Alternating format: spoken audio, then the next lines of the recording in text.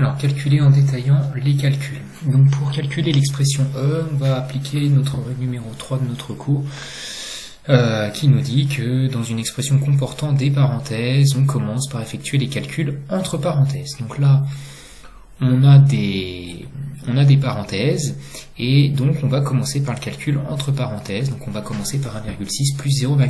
Donc E égale à 15 plus 8 multiplié par, alors 1,6 plus 0,4, c'est égal à 2, moins 10. Ok, donc on n'a plus de parenthèses, donc maintenant on va appliquer nos règles 1 et 2.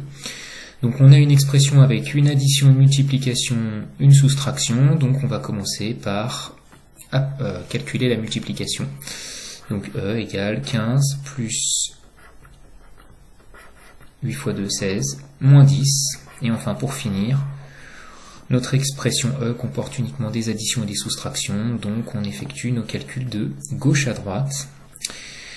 Donc 15 plus 16, c'est égal à 31, et 31 moins 10, c'est égal à 21.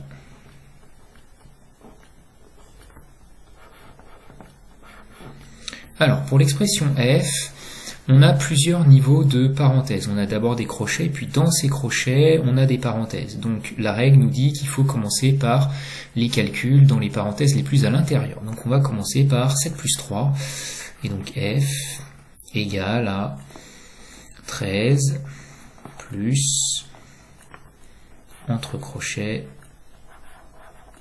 2 plus, alors 7 plus 3, c'est égal à 10, multiplié par 5. Ok. On a une expression avec des parenthèses, donc on va commencer par les calculs entre parenthèses, et donc dans notre parenthèse, on a une addition, on a une multiplication, donc il faut commencer par la multiplication. Donc F égale à 13 plus, entre crochets, 2 plus 10 fois 5 égale 50. Ok.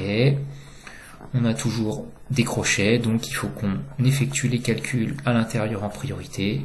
Donc l'expression F, donc on va commencer par 2 plus 50, est égale à 13 plus 52. Et puis pour finir, F est égal à 13 plus 52, 65.